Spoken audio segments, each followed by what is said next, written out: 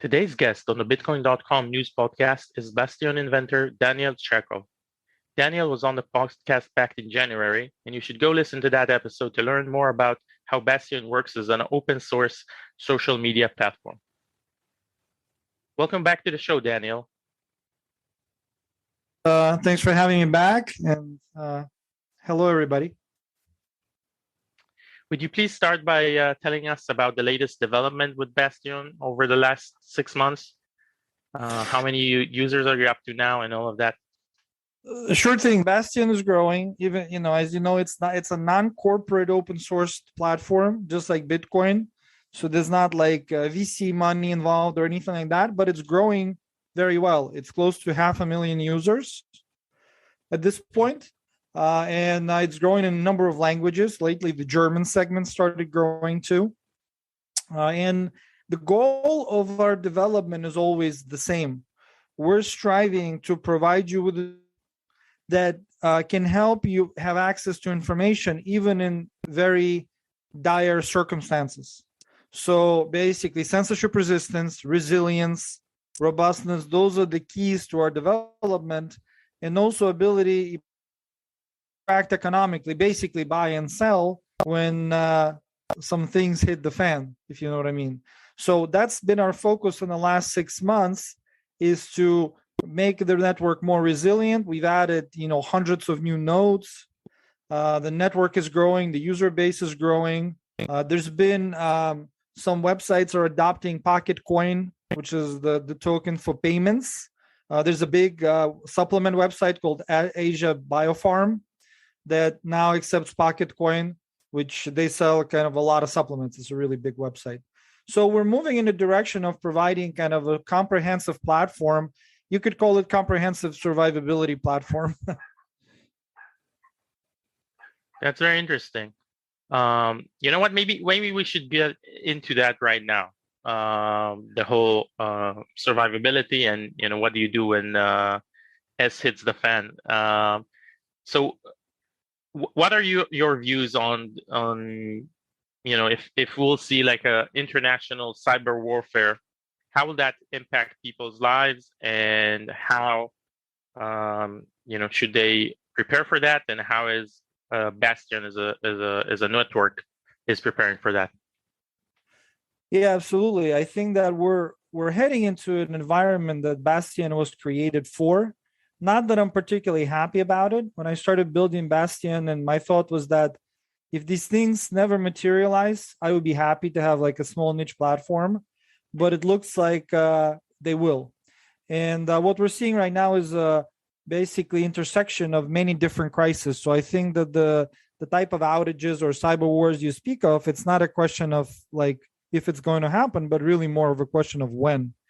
And we're seeing a number of major crises overlapping at the same time. And particularly two that we are interested in protecting from are the cyber, right, technological kind of crisis outages, and financial. And I think those two clearly are interrelated.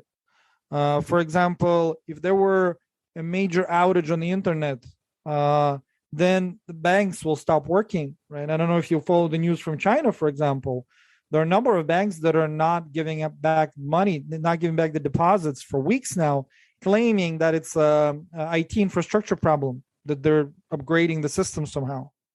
Now, I don't know what that's about, but that's a fact. You can watch the videos with thousands of people, basically congregating around those banks, being chased around by the police. And this is all a fact. And we know that a lot of the time what happens in China seems to somehow pop up in the rest of the world. So my opinion is that over the next year or two, we're going to see the following things.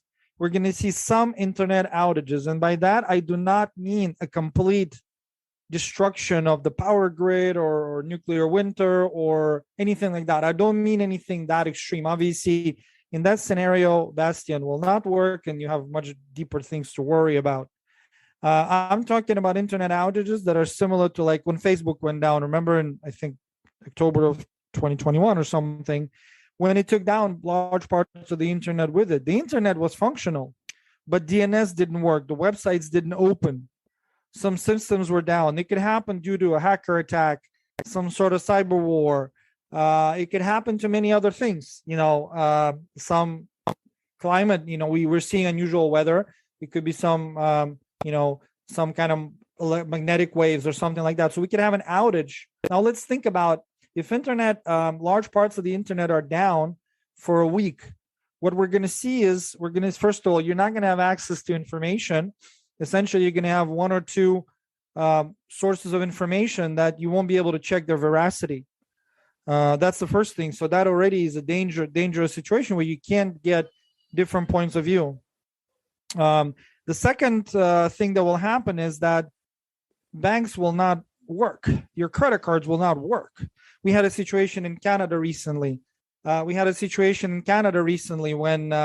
people weren't able to use their debit cards or anything like that for quite a while, for a few days or something, because of the internet outage.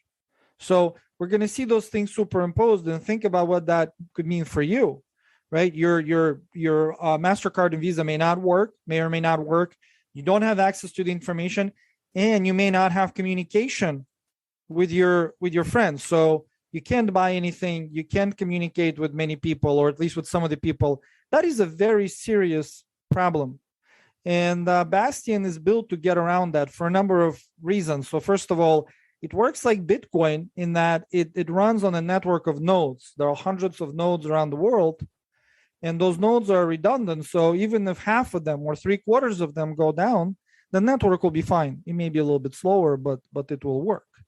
And it doesn't depend on the website. So there is a website, Bastyon.com. It's Bastyon.com. Y, it's a letter Y in the middle.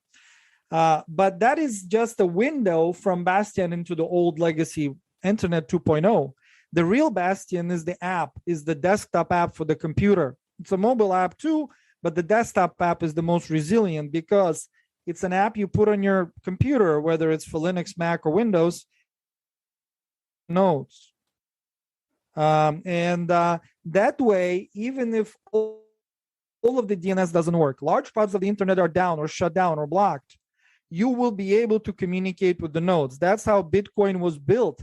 Originally, if you read like a forum where Satoshi discussed with some of the early kind of pioneers of Bitcoin, different situations, they actually discussed like what happens if a whole country is cut off from the internet, or a large part of the country is cut off, or a region, how will that work? And that network is resilient, and Bastion works the same way, except it's a social and money platform and not just a store of value like Bitcoin, which Bitcoin is king, right? It stores value very well. But Bastion has that social component and an app that speaks directly to the nodes. Yeah, so in that case, I would say you'd have to download the desktop app beforehand, right? And already be preferably otherwise, or somehow get it but preferably before. You could somehow get it in a crisis, but then it'd be harder for you to verify its accuracy, its veracity. So I will give you a link, Avi, to put under the podcast where people can go directly and download the app for the platform, to have it and to use it, to get used to being in a world that's unstable. And, don't just expect that everything will work just in time. It will not. Yeah, I think we're all are getting more and more aware of that. Another thing I wanted to ask you is that I saw that you've announced that you're including the Tor network. Can you explain more about that? Like technically, what does that mean, and also what's the importance from an end user point of view? Definitely, that was a massive project, and again, our goal, the goal of the development team, which has close to 30 people around the world, is a big team.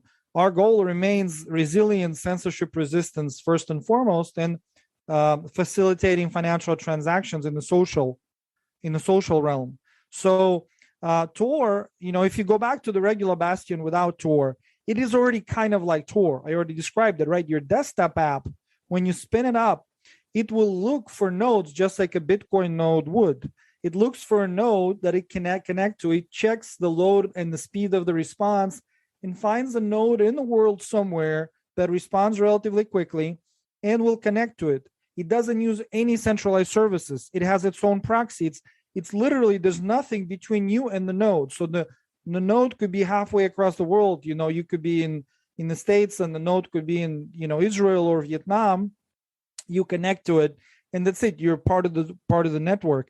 So already regular Bastion was envisioned to have these direct connections, to not be reliant on kind of a DNS service or centralized or SSL certificates. We all know they're highly centralized, right? And they could also stop working. But the Tor network, we decided to add it and put a lot of effort into it because it provides some additional features. So first of all, Tor provides additional privacy. By default, Bastion is a highly private network. We believe privacy is a human right. It is not for criminals. Privacy is for law-abiding people. In fact, I think that's kind of what distinguishes humans from animals, is a desire to be private. But even some animals will want privacy at certain times. So privacy is important. In Bastion, when you register, you don't have to give your name. You don't have to give your phone number. You don't have to give your email. You have to give nothing. But even so, just like with Bitcoin, if you're connecting to a certain node, that particular node, if it's evil, and if it's taken over by people who want to track you, they could put in additional scripts to track your IP address, for example. Now, most of the time that means very little, because your IP address that's shown would be the IP address of your provider and not your unique IP address behind kind of the firewall, behind the NAT. But still, to improve the privacy, you can turn on Tor. It makes things a little bit slower, but then at that point, even in the most paranoid scenario, your IP address is kind of not known, right? Because the Tor network has different bridges, and we've actually integrated Tor, not the way the Tor is integrated in the Tor browser, but a more advanced. They have a new thing called Snowflake Protocol. We integrated that. So in some countries, Tor browser does not work. For example, in Russia, if you download a Tor browser and you don't do an additional setup, Tor will not work. But the Bastion Tor will work because it's already set up with the Snowflake Protocol. I don't know why they called it that, but so it's the latest version of Tor, and it's meant to, first of all, give you more privacy, but also to, that China has the capacity to block certain kinds of traffic, so they can go very deep, not just block websites, not just certificates, but block like Bitcoin traffic. They could do that if they wanted to, and I think more and more countries are getting that ability to say, okay, you know what, this Bastion thing, we don't like it. People can buy stuff outside of our coupons, digital, central bank digital currency or coupon or whatever. We don't like that. Let's stop that traffic. Well, Tor allows you to get around that, right? Allows you to get around those restrictions. And we're adding other things like traffic encryption. So in a sense, Bastion desktop app, it's not just engineered to be minimally viable. You know that popular term MVP, minimum viable product? No, it is not minimally viable. It's actually over-engineered. We're over-engineering it to provide extra degrees of robustness. So after Tor, we are working on more traffic encryption so even with Tor, it's still additional layers of encryption, obfuscation. The reason for that is we're pretty paranoid. We're pretty paranoid about where things are headed. And let's say 3 years ago, most people thought that we are extremely unrealistic and paranoid. Today, I think more and more people realize that they say, well, maybe what you're doing is an overkill, but it has some validity. I do believe that it's good to be resilient, right? Even if you don't need that resilience, that's fine. But you should be smart and have that extra degree of protection. So Bastion is a way for you to get information, to chat with people, and to do e-commerce in an environment where most of the internet is not operational. And Tor network gives that additional layer of resilience. Gotcha. So you're saying that it's not just Tor level security, it goes well beyond that, including being resistant to packet level inspection, which I think that's how the so to be clear, packet level inspection is the next step after Tor. So that's coming after Tor. That would be encryption. But Tor does allow you to get around things as well, because the Snowflake protocol can look for bridges and get you around certain spots. And so that already gives you some resilience. The ultimate resilience will be also when we fully encrypt the Bastion traffic, and it'll be much even harder. So we're constantly adding things. As it is right now, it's already by far the most resilient thing that you can imagine. Much more resilient than any crypto, even decentralized crypto out there. But we're continuing to build additional layers. That's why it's called Bastion, right? Yeah. So and even let's say there are, of course, there are these people online that think that even Tor is compromised, right? Would you suggest to them to use Bastion for their communication? You would say that it's more secure than Tor itself? Well, I think the regular Bastion is already in many ways secure because you're able to connect to different nodes. Or if you're really worried about that, you can run your own node. Right in the desktop app that I described, we've built something called the Easy Node. It's a node that's set up with a few clicks in a GUI, so you don't need to know anything about crypto nodes. It's very, very simple. It's not as functional as a full kind of Linux command line node, but it works very well. It's within the app, and you can actually spin up your own node, and then all the social media stuff you do will go through your node, and the external world will see nothing. Like there's nothing other than the fact that you're running a node of Bastion of some sort, right? So there are different degrees of kind of privacy that you go to. So the standard Bastion desktop app is already private. Why? Because you have no personal information tied to anything, and you can connect to different nodes. You can switch to different nodes, or you can choose a node, for example, that is very far away and work with that. So that already gives you some protection. Additional protection can be given if you want to run your own node and just connect to your own node. Then the whole world doesn't see anything you do with the social network other than what your node does. Turning on Tor helps because it further obfuscates. If you don't run your own node, I would say if you run your own node, you don't need the Tor, right? You don't need that protocol. If you don't run your own node, because running your own node requires pretty much keeping your computer up, then you need Tor because it could help obscure your IP address. It could also help you get around the blocks, like certain types of traffic. It would get around the blocks. Okay. Now, if you really want to overkill it, on top of that, you can put a good VPN. That's not necessary because the desktop app for Bastion already is a VPN in some sense, almost like a tool-haired VPN. But you could get a VPN to further obscure it. And the final thing we're working on is the encryption, full encryption of the traffic from Bastion to Bastion, from node to app or whatever. That will be the kind of I would say the big boss, as they call it in computer games. Like that would be the thing where even the traffic between the nodes is encrypted and cannot be stopped. So think of it as like a modular, it's like a Swiss knife, it's a modular tool to help you be connected to information. Like presidents, they have their own presidential communication service. In extreme times, they will not lose communication. Well, you should be like that. You should prepare for extreme times and to have some communication, because in Bastion, there's also encrypted chat. But let's say your favorite bloggers, guess what? If things go really south, you will not be able to go on YouTube or even BitChute or Rumble to see that, because parts of the internet will not be working, large parts of it. So you will not be able to get the information that you need.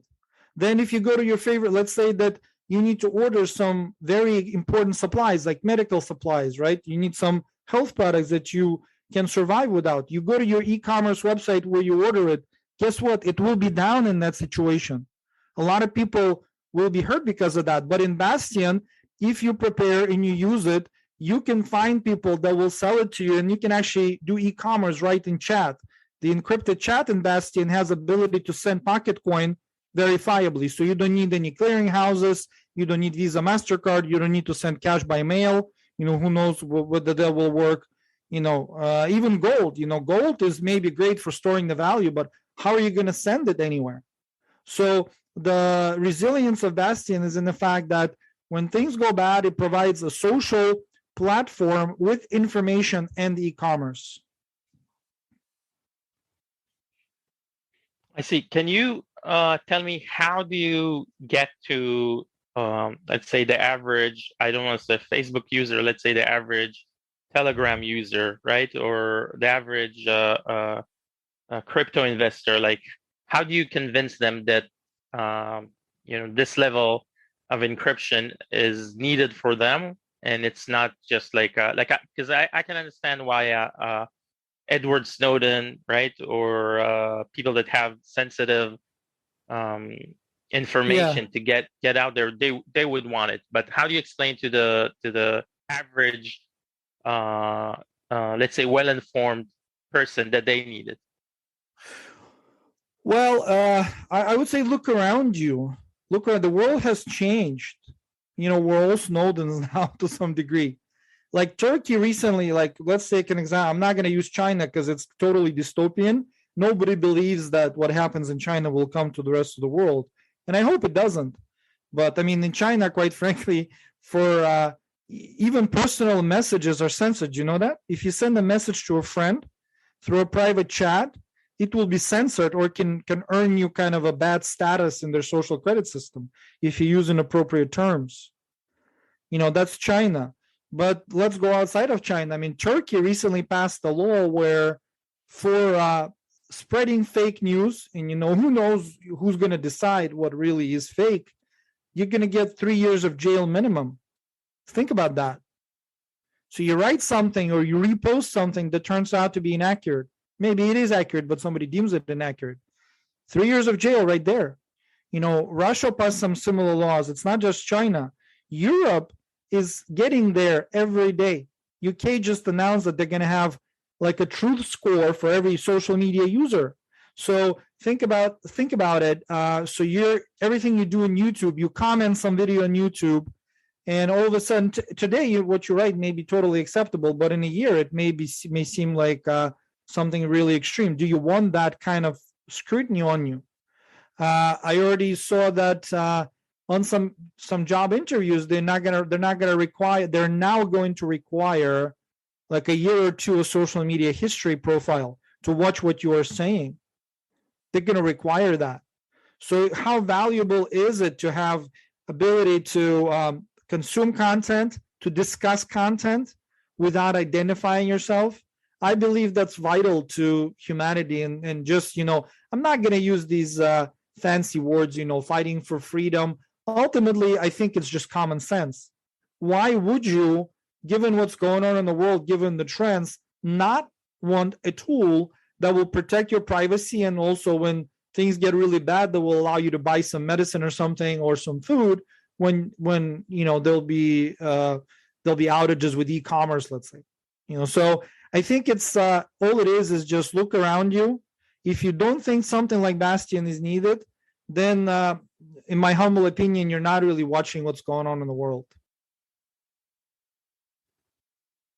Yeah, one might say that if even 4 years ago we would have known like the current state of the world, we would have dismissed it as dystopian. We wouldn't have believed a lot of what's going on, like you highlighted. Absolutely, yeah. When 5 years at this point, 4.5 years ago, when Bastion was really starting to get going, back then it was called PocketNet. I talked to people about the reason for doing that. They said, you're crazy. Why are you doing that? Why would you build a social media platform in such a complicated framework? Because the way the infrastructure in Bastion works, everything takes 10 times or 100 times longer, right? To put a simple feature like Facebook would put a feature, for example, let's think of a certain feature, ability to delete comments under your post, right? The normal social media feature to control your page. It takes months to do that because you need to actually write it in the nodes, which are written in C++. Then you need to make a release, which is essentially a hard fork. Then you have to give it weeks until all the nodes around the world update. You know how that goes, right? And then you have to build the front end to use those in parallel. So it's an extremely complex way of building things, and most of the people thought it's not necessary. Now I think most people I spoke to change their mind, and thankfully there are a lot of people that this project, quite frankly, wouldn't survive without them. I'm a math geek, and I think I do have some vision, but I'm not a programmer. I do program for research purposes for math, but I wouldn't write C++ code to the degree that the core team devs do it, or JavaScript or whatever. So these people came out of nowhere, highly competent people that would say, you know what, I see the value for this, I'm going to do this. Same thing with people who help with all kinds of in all kinds of ways. They come out of the woodwork just at the right time. So it just gives more confidence to people that this project is needed.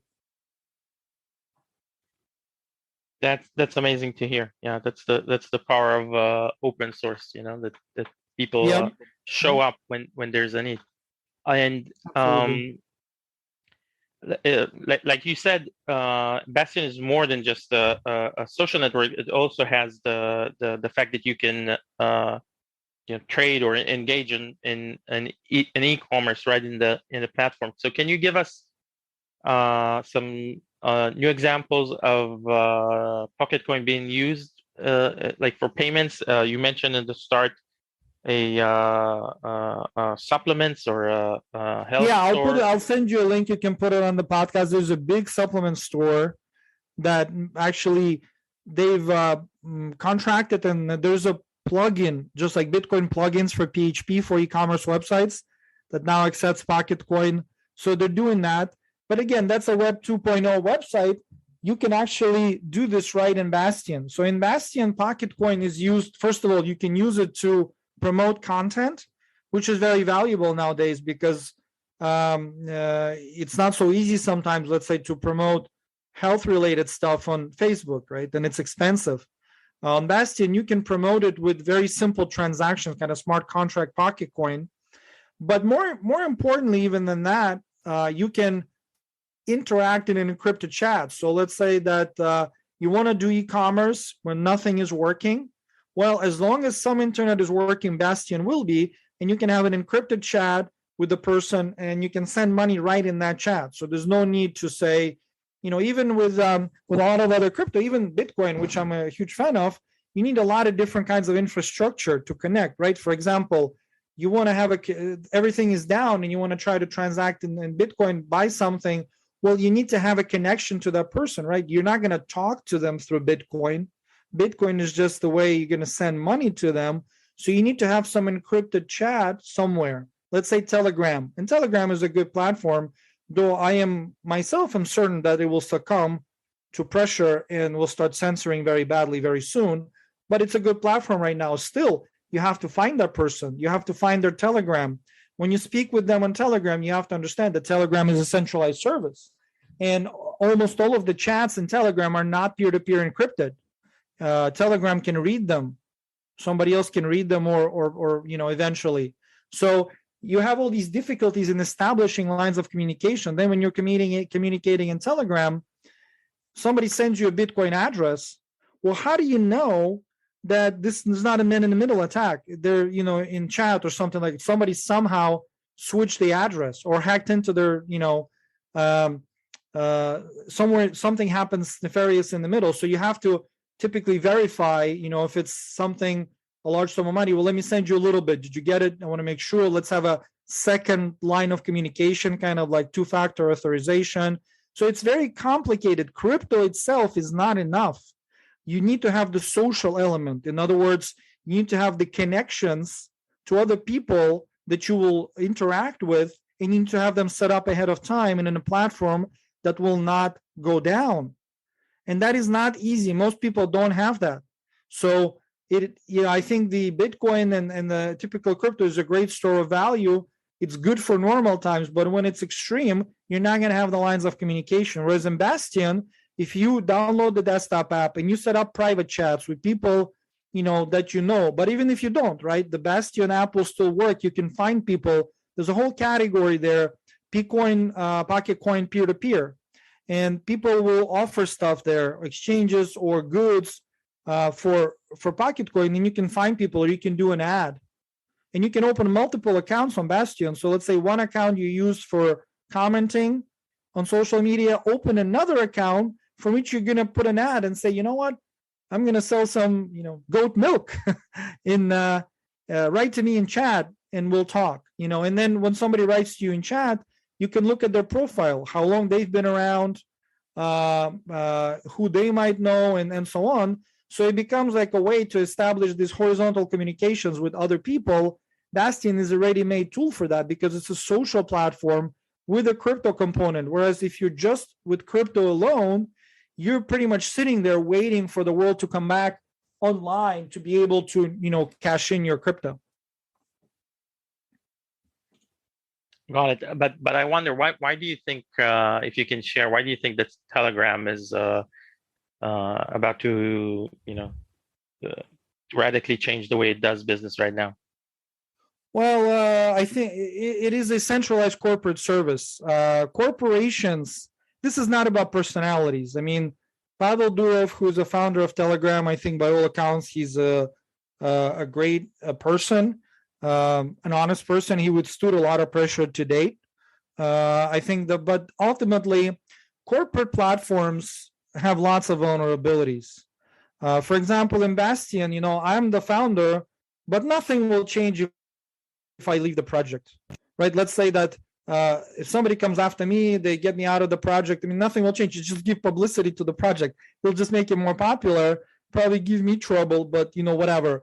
The project itself will live. Whereas in Telegram, it's very different. It has a legal entity. It has servers that they rent. Those servers could be shut down. Germany, for example, already announced legislation to go after Telegram. In Telegram already in many countries, like if you go in Telegram in Germany, it will block channels the German government doesn't like. You have to sort of get a different kind of Telegram or go through VPN or something like that. So it's becoming harder. And I think that this is not a knock against Telegram. It's just a centralized platform. It's a Web 2.0 platform. I believe those platforms are very easy to crush. Bastion is different because it's a Web 3.0 platform. Let's say even if, they got me out of the project, they got some devs out of the project, let's say even they corrupted the project somehow, there'll be other developers who will just fork it and run a different version of it, run a correct version of it. You can't do that to Telegram, can you? I mean, let's say Telegram starts doing really nefarious things, and let's say it's contrary to Durov's will, who cares what he thinks, right? But they will just do it. Then can you really fork a Telegram and create your own version of Telegram? Well, you can't, because for one thing, you need servers. Even if you did have the open source code, which you don't, Telegram is not open sourced, you don't have the servers. You have to have these servers, you have to maintain them. The whole thing about Bastion is that it runs on users' computers. It doesn't require any servers.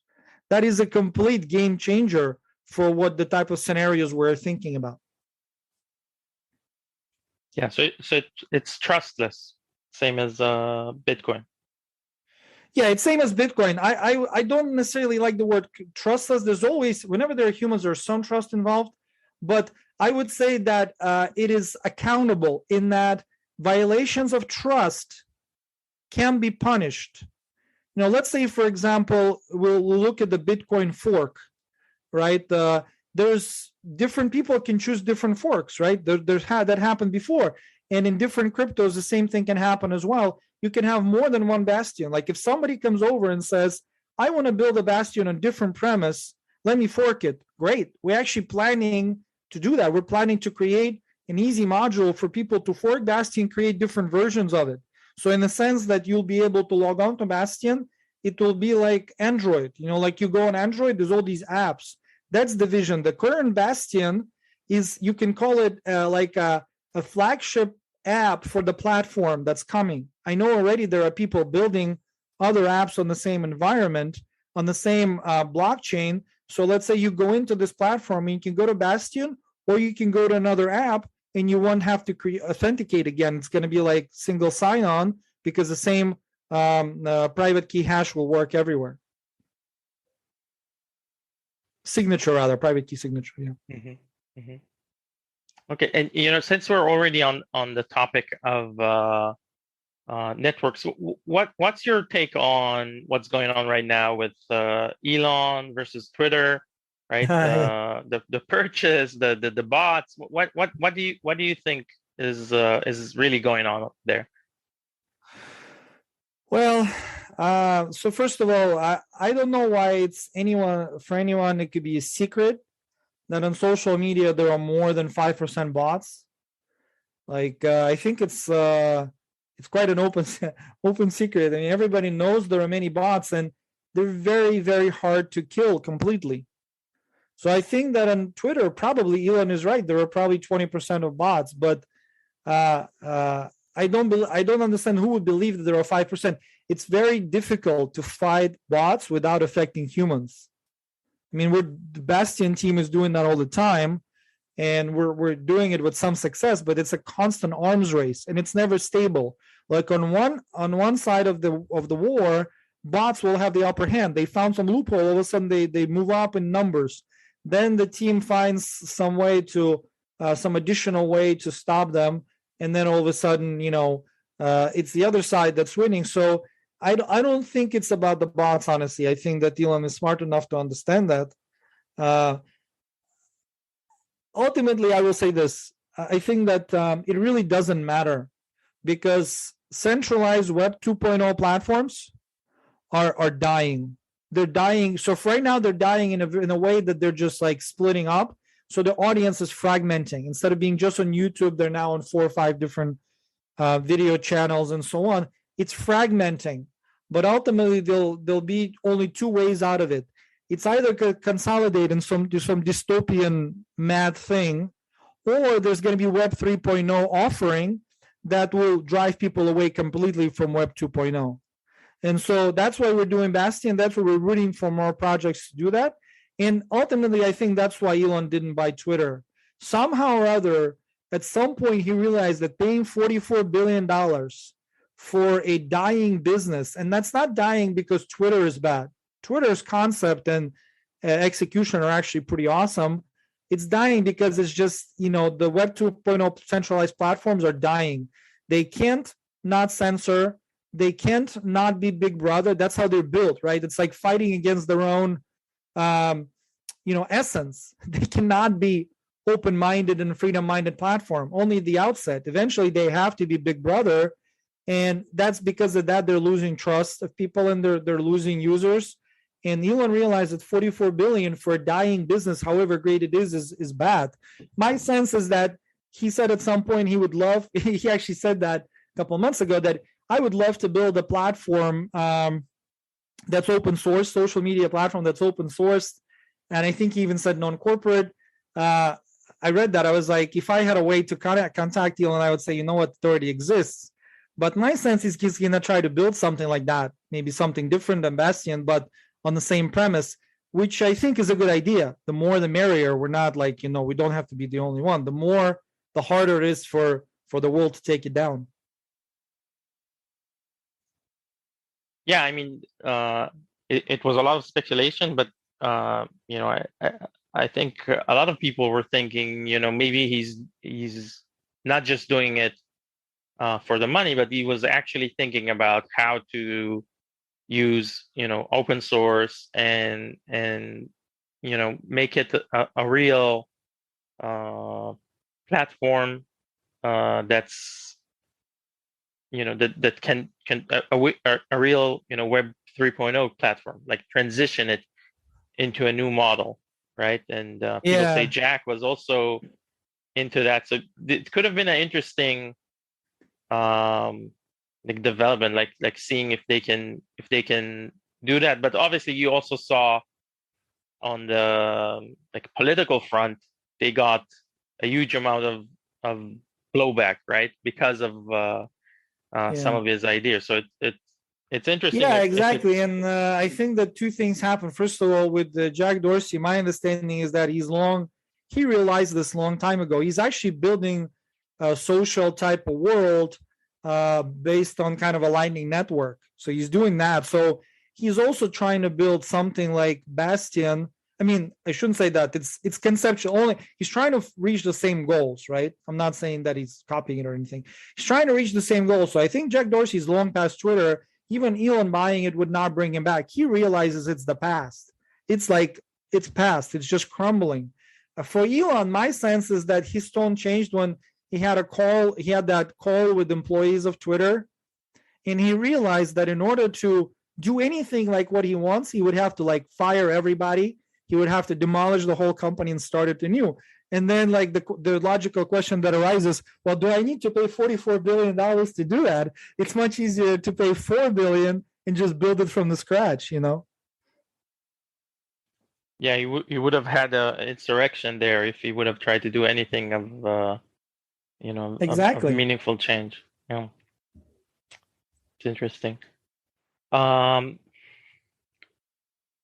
let's get back first of all to the matter of the token, right? The Pocketcoin. Pocketcoin. Mm-hmm. Yeah. So can you explain why do you need a specific token, and why should users choose to use that over all of the different coins out there?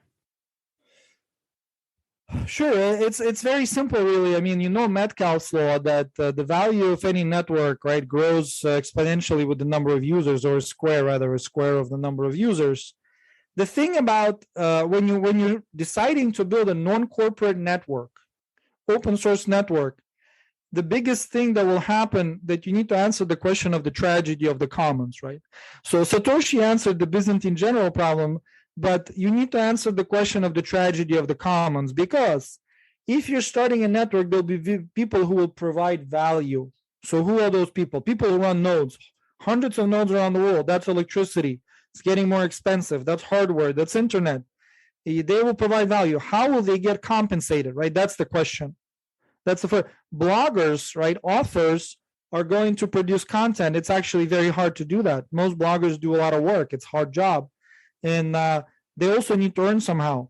If you're building it on a different token, then you have no control over compensating those people, or you would need a lot of like VC money or something. The great point in Bitcoin and in any self-contained blockchain is that it kind of gives birth to value. If the network is valuable, then that value can be compensated by the emission of the token.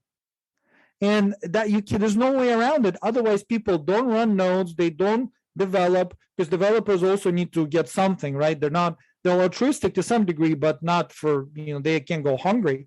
Bloggers and all these people who provide value, they need something in return. So your internal blockchain that gives birth to emission can actually compensate those people and can do it fairly. You do so much work, you keep up the node, you get coins.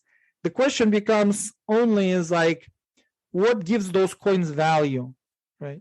Well, the last thing to say before that is I'm not a particular fan of Ethereum. I will explain to you why. I think that the idea that one blockchain can be a world's computer is just that's for mathematically illiterate. Because if you look at Ethereum, every time there's a spike in transaction, the transaction fees go to the moon. So let's say that something like Bastion is built on Ethereum. I think people try to. What happens then to post something, to post a video, you have to pay $30? Who's going to do that? Nobody. So, and if you look at the Ethereum, not only it cannot be a world's computer, it can't even be a computer for 1/100th of a world. It's just not possible. That's not. Blockchain essentially is a technology that trades off scalability for lots of other cool things. Now, you can try to make it scalable to some degree, and we're working on that very, very hard. But to say that one blockchain can be a world's computer, I think is lunacy. And that's why Bitcoin is so cool. That's why Bitcoin core team and other Bitcoin, Bitcoin Cash, they're not trying to be all things to all people, right? You have to have, this is what you do. You have one thing, you care about payments, or you care about this, or you care about that. To try to create a blockchain that's kind of serves everybody, I think is impossible mathematically. Now, I explained to you why Bastion needs its own blockchain. This is not a gimmick.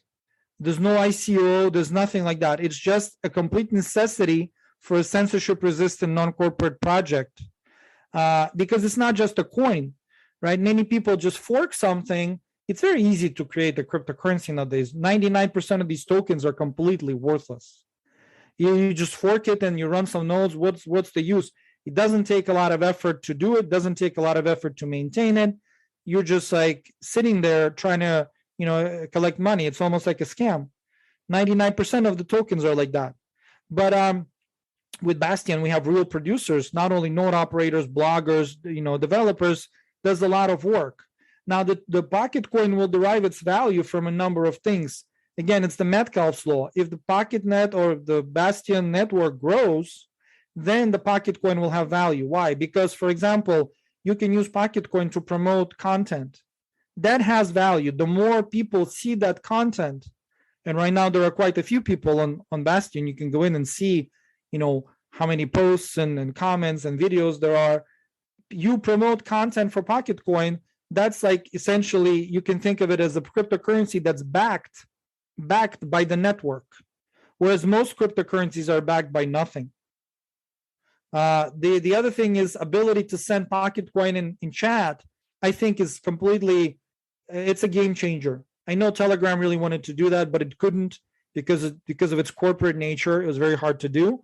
But in Bastion, there's an encrypted chat where it's 2 clicks to send crypto to one another, to your friend or to somebody you buy from. So the idea that you can use Pocketcoin to promote content or do other things within Bastion to send it through encrypted chat is really what gives it value.